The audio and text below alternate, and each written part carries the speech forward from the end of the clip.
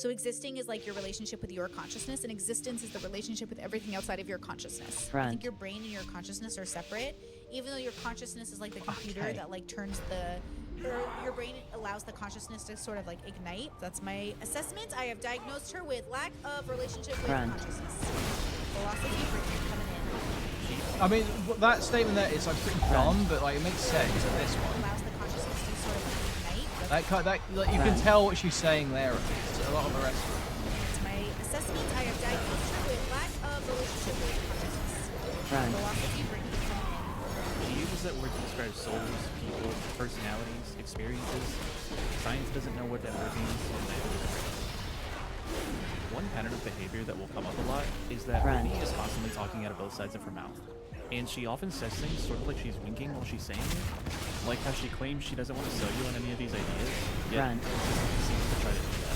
I don't have a thing I want to sell you. I want to help people find and have a relationship with their joy and their consciousness. This always rubs me the wrong way. Whenever someone starts pretending that their first and foremost motivator isn't money, obviously, fundamentally, you have to be making money. You're there to sell them something.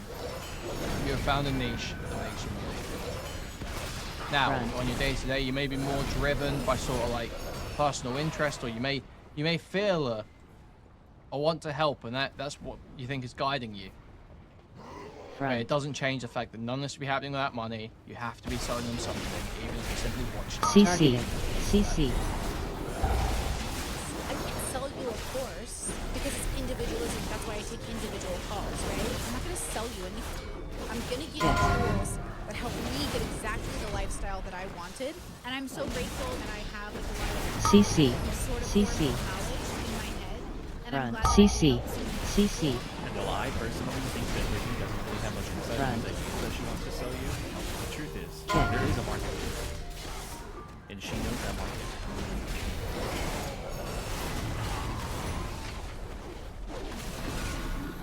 And a lot of people might not know what I do. I'm just a person on the internet. I discovered something about myself, and I feel as a neurodivergent, queer woman in the world who has relationships from gender to spirituality to politics to everything. I found myself. CC. I am older than you, and I spent 20 years of my life trying to live myself. I understand. But you don't have to stay there. You can get out of that bubble. You just have to get the tools. As far as I can tell, there are three main reasons why someone might decide to watch CC. Number one would be CC. This is reserved for creators who have a professional or educational background and need someone who's qualified to talk about the subjects they cover. A good example of this is Dr. K. He has a medical degree and he's a psychiatrist. Brittany Simon does not belong to this group. Again, the only thing I'm professional in is myself. The second reason you might watch something like this would be for their perspective. You don't always need qualifications or credentials to be well-informed and good at analyzing information. Destiny's a good example of this one. He doesn't have a background in politics, but he has a strong grasp of the topics he covers, and he's a great debater. And while I'm sure that some of her audience might value Brittany's perspective on things, generally speaking, I cannot imagine a watcher. That's how I do it. I think of philosophy as the why of the consciousness of the world. Dodge. And then I think of politics as the how the consciousness moves forward in the world and like works as a society. I think most of Brittany's audience belongs to the planet. This one we'll refer to as the AOE. Parasocial is a one-sided relationship that immediate user, the fan, engages in this case, the streamer. Parasocial relationships are complicated. Dodge. Is pretty controversial and not well understood. Most content creators on YouTube and Twitch engage in some form of parasociality with their communities. Even something as simple as reading a super chat is an example of parasocial interaction. Thank you very much. But it's commonly understood that much of the parasocial interaction that happens with fans is mostly fine, especially when it's out in like a super chat, and in some cases it can even be easy. But the bad part about parasociality is when the streamer or creator takes advantage of their fans' passion for them, or when the main Okay, this is all laying out an argument, which I mean, okay, here I thought now we're getting into the more affirmative argument and stuff that this guy can speak. Of the relationship is intentionally made obscure. I'll let Brittany explain. I'm not a big fan of parasocial encouragement between an audience and a content creator, because like that's the danger of parasocial, is like you're not having the real relationship, so you're having the one in your head. But because of parasocial relationships, everyone thinks everyone is closer than they are, and I'm telling you right now, you're not close. So who exactly does Brittany try to appeal to? Who is it that gets drawn to and parasocially Front. Food Shops super chatted $1.99. This is healthy. That's great to hear. Thank you for the $2. I'm glad you're sending me a healthy $2. Thank you, thank you, thank you. This is where things start to go. I know so many of you in my audience, right? CC. My VC on Discord was just talking about this, how my audience is like borderline autistic since years. Half my audience is autistic, my siblings autistic. Wow, awesome. I'm probably autistic. The first thing I mentioned on the first date is, hey, I'm diagnosed. Wow, so all the people that you have in your one-on-one Discord calls, you charge them for, where they don't know quite where the parasocial relationship ends and the real relationship begins. They're all autistic. Wow, that sounds like a great setup. That sounds like an amazing setup. That sounds awesome, actually. I think that sounds like a really good thing that we should be encouraging. Front. PTSD, I was assaulted, hey, I was diagnosed borderline, I was a queer kid growing up in a conservative home, I'm like in the neurodivergent queer bubble, I formed mental illnesses, I have problems unaliving myself. Brittany clearly wants certain types of people to relate to her, and the common denominator is they are typically lonely and vulnerable. Her content consistently deals with CC. illness, depression, loneliness, feeling marginalized. In today's podcast, we're going to explore the idea of how to process the CC. staying disciplined, Front. neurodivergent, or have chronic health issues. I've Front. worked so hard to tackle my Front. depression, to tackle my borderline. She also talks about being neurodivergent and there are even hashtags for this. Interestingly enough, both of these populations have been found to be deeply susceptible to parasocial attachment. Now, I don't think there's anything definitely wrong with getting your content to a specific group of people, even vulnerable ones. CC. There's a difference between making content for people Front. and making people rely on it. Not only does Front. Brittany present herself as someone who has tools, Front. who can also CC. help, who's been through the same journey as you, she also presents herself as a maternal figure to her fans. I just want to be a mom. I love kids. I grew up raising kids, doing nannying professionally, and now I call myself Mama Simon. Actually, I get to be a voice in the community that says I might not have children in the sense that I might not raise CC. them, Front. but I'm happy to be sort of a mother figure or an auntie figure or a sister figure or a figure that says like I will care for people who need a moment of care. And I became the mother of, well, the internet, right? Already, Brittany is blurring the lines between creator and fan, and she knows this can CC. It Check. works on people. Front. And I hate to say that, but like people are so susceptible because they are so desperate for a CC. good-looking, smooth, charismatic person to appeal to their vulnerabilities and in need of validation, and then all of a sudden, boom. And I think with content creators, there's like a parasocial element to people. Even with me, people have a version of me in their head that isn't me. CC. But playing a parental role and wanting to help her fans is only the beginning of her career. CC. Remember, Okay. she also has I want like a bit more than this. I think because I'm just saying like I'm the mama. Like yeah, this is like cringe. And if she's playing on autistic people, it can be confusing. But yeah, I just don't. I need a bit more. I need a bit more about these meetings. OnlyFans, where apparently before she got married, she had gone on dates with customers, and she thinks that the Dodge. to assess whether she's actually interested in them. To say like, oh yeah, we're gonna be together, but it's part of the persona, then it's more on the audience member to be really reasonable with how they're interacting with the persona. Dodge. So I think there is a very blurred, nuanced line. Well, actually, hard. Drop. What? You can't say this while saying you've got an audience full of autists. To assess whether she's actually interested. Dance. To say like, oh yeah, we're gonna be together, but it's part of the persona, then it's more on the audience member to be really reasonable with how they're interacting with the persona. So I think there is a very blurred, nuanced line. You can't always know what you know, act with caution. Generally, you're the one who has to take responsibility. You have more power. You're in the position to exploit. You are the one who should act with responsibility and not take advantage. Speaking of her husband, he was a fan she met in her Discord. The person that I married had only seen a few of my videos because they had seen me on the internet, but they didn't watch me. They weren't a viewer. Brittany tries to downplay how much her husband was a fan of hers before they got married, but I've been told by multiple of her former fans that he was a Dodge. prominent member of her community and spent a ton of time in her Discord server completed. I'm not sure who would be likely to routinely hang out in a Discord server of someone they're not a fan of. And I'm not sure why Brittany would be dodgy about this, considering she's a big part of her husband. Look, I'm a content creator, and I'm not going to pretend like I wasn't hoping somebody would come across my work and fall in love with my brand and want to marry me. But the worst aspect of Brittany's parasocial irresponsibility is that she makes it confusing for her to know whether she is CC. Kick. Remember the hour-long private call she sells to her fans? These calls are a large portion of Brittany's CC. and she routinely puts down every Run. And then I have calls for the rest of the day, so I usually do those, and I'm so excited for those. They're gonna be great. The purpose of these calls seems to be mainly for her self-help services. You should look at calling needs rather than even life advice itself. But remember that the purpose of the calls is entirely up to the caller.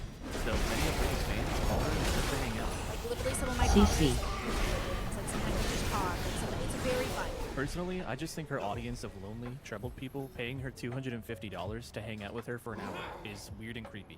But I understand some people don't have a problem with this part.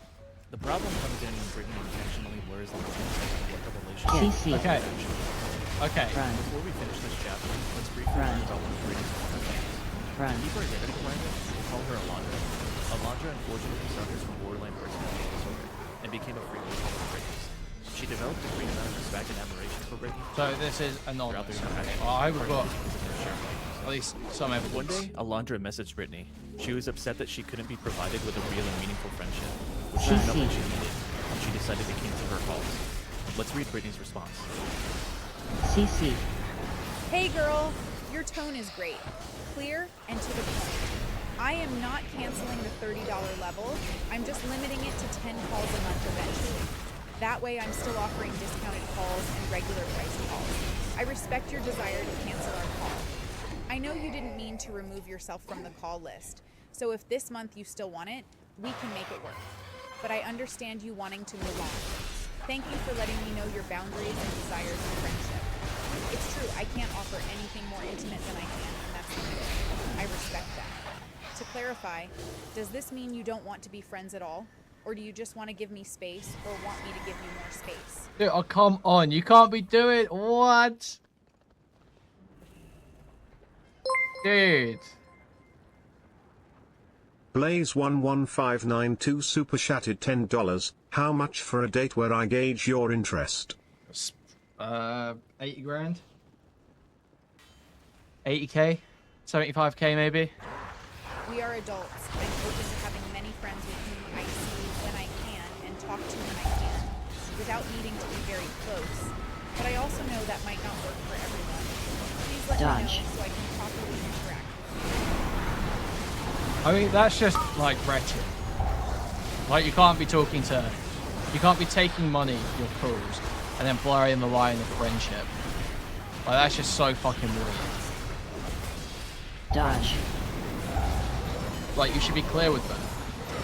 We are friends, and we will be friends regardless of whether you're paying me. I still have time for you. And I'm going to stop accepting your money. Or, you're a customer, you are paying me to talk to me, and I'm willing to engage in whatever fantasy or whatever you want to do during the calls. But these are calls that you are paying for. It's a product. CC. Dodge. It has to be one or the other. That's not to say that, you know, we can even go this far, right? It may not even necessarily be, like, inherently wrong for someone to have calls offered that are paid, have someone come in, and then they become friends. That may not even be necessarily wrong, but you have to, you absolutely, as the person who's in control of that, you have to be making that clear. Like, this is what I'm okay with. This is what we're going to be doing. Are you okay with that? Like, that's, you have to make that clear. AoE. We are adults. I'm open to having many friends with whom I see when I can and talk to when I can, without needing to be very close. But I also know that might not work for everyone. Please let me know so I can properly interact with you. Brittany's response to Alondra is a strange mix of business, honesty, and offers of different types of friendships that if I were in Alondra's position, I would find completely disorienting. If you are offering a service to your mentally ill fans, you should not be dancing in and out of the label or jading the friendship with them. Just finished catching up on the Moist debate. Do you reckon he goes the attack AoE. sneak over Dash. route, or I'm sorry for irresponsibly platforming route? Attack Sneeko vid. I think he'll do a retcon video that makes it look like he's won by including all of the clips of Sneeko saying stuff that's going to be optically damaging to him. CC. I think that's the playbook. A friend is somebody who doesn't need to be paid to stick around. Your Thank you hero for offering $4. your family service or friendship cannot be both. How Brittany treated Alondra here is a mishandling of their sociality. What I'm doing is lazy and selfish, and I'm saying it right now. I chose the easiest path, but I chose the easiest path for me. Who gives a fuck about any of you? Outside of what I can do to help you. Look, make whatever content you want, Brittany, but if you're going to market yourself towards lonely and vulnerable people because of the help you can offer them, then you need to decide what role you're going to be playing for these people. You cannot sometimes be their teacher, sometimes their mother, sometimes their wife, and sometimes their friend. And most of all, you cannot AoE. sometimes be their therapist.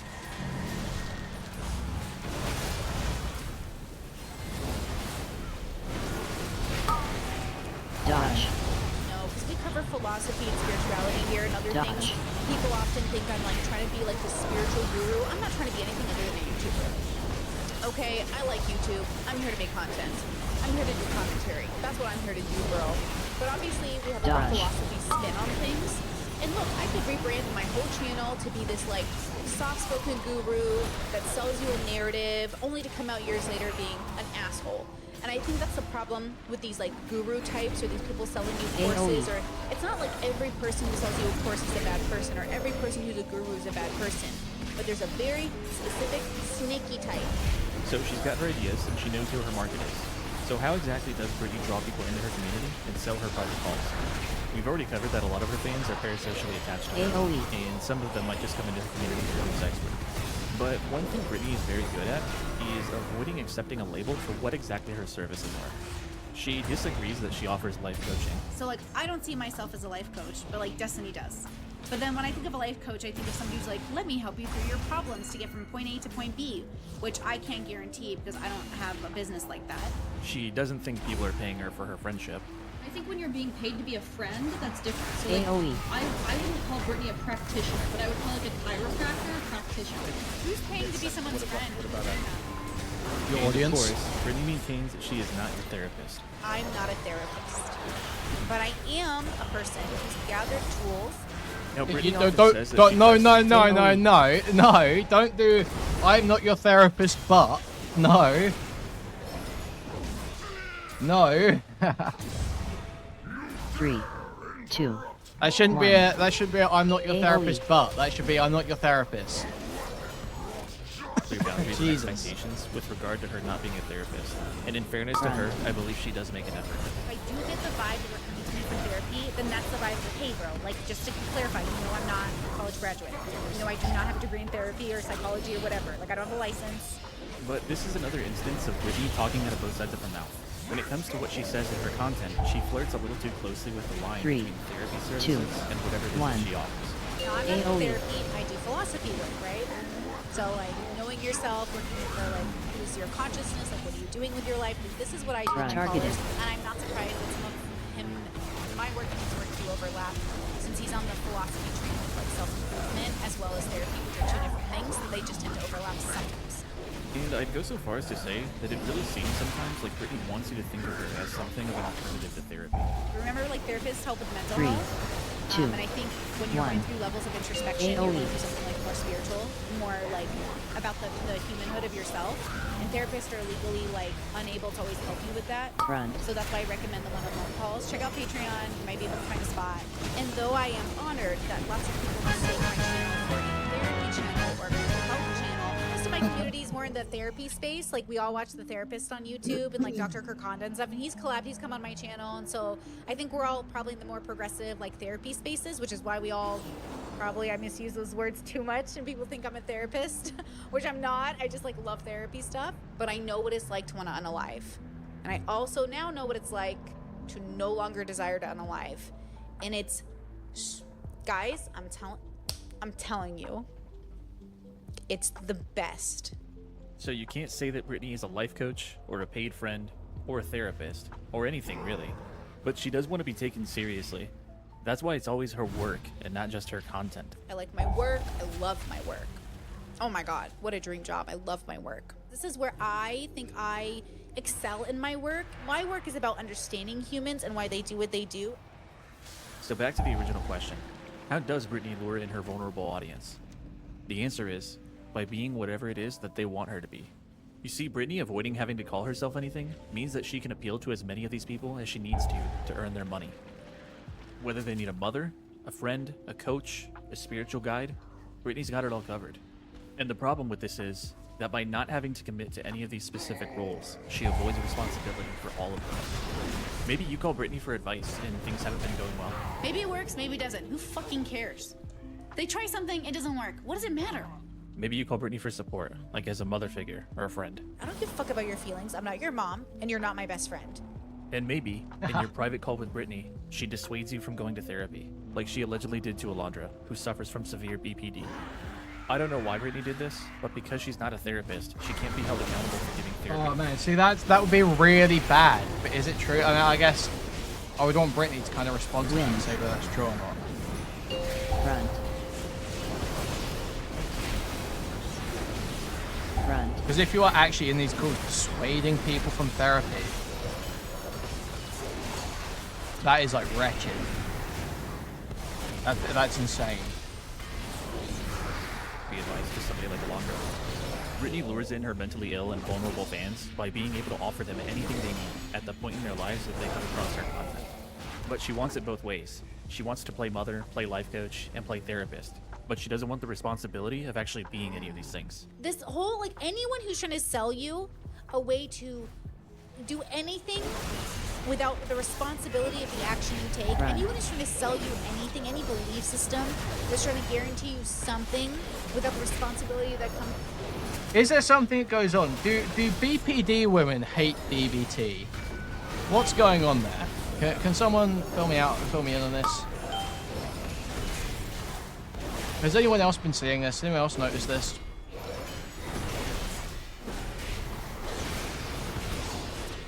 Front.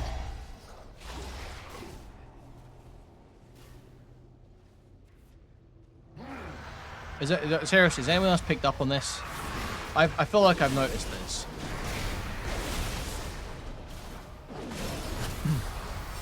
I missed the point in my life when I didn't know what either of these acronyms were. Yeah, it's so real, actually. Yeah. The go-to thing they recommended. Yeah, I get that. I think Poppy was against it. I can't remember. It's part of the condition. You do anything dangerous to avoid. Yeah, well, obviously, yeah.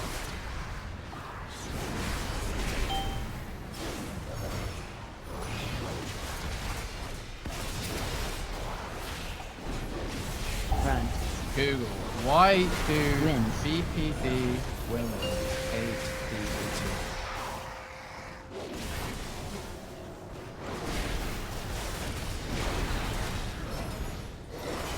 Ah, here we go.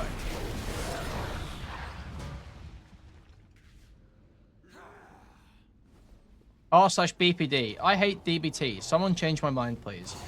It's so stupid. The questions are stupid. They make me feel like a little kid. The homework tasks and the name homework, seriously, are so weird. Write down and describe the things you felt throughout the day. Huh? And some of the other tasks are so metaphorical. What do you even mean by that? Whenever I ask my therapist, she just reply with weird examples or even more confused. Some tasks are literally pure common sense. Like, I know I should do that, but I can't. It's like when my mom tells me to stop spending so much time on TikTok. I know I should, but I can't. I stopped DBT a while ago. I ghosted my therapist role. But I hate that this and CBT, which also sucks, are like the only ways to improve or whatever. DBT is dialectic behavioral therapy. Supposed to like retrain your like and your thinking.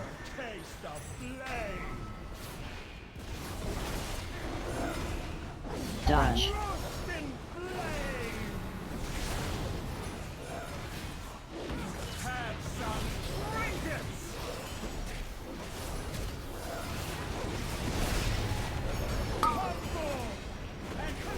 Add.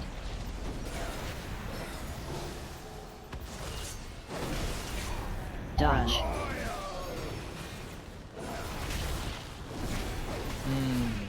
Shield. Throw.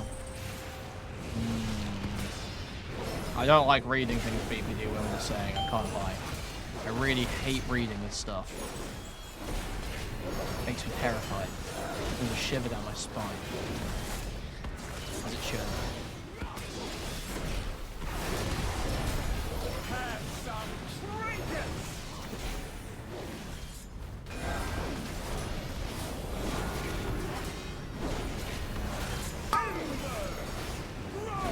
Add. Dodge.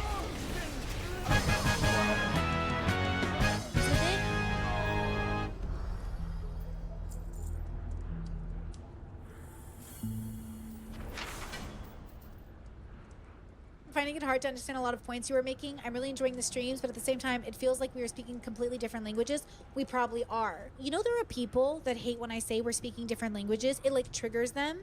And they're like, what the fuck is she talking about? Nobody speaks different languages. And I'm like, yeah, we do. Even if we speak English, we're absolutely using words differently. See how I feel like I know the bubbles make so much sense? Because in order for us to have this conversation, we have to acknowledge a difference of perception. So acknowledging a difference of perception means radically accepting that we are using language differently, even if we all speak English.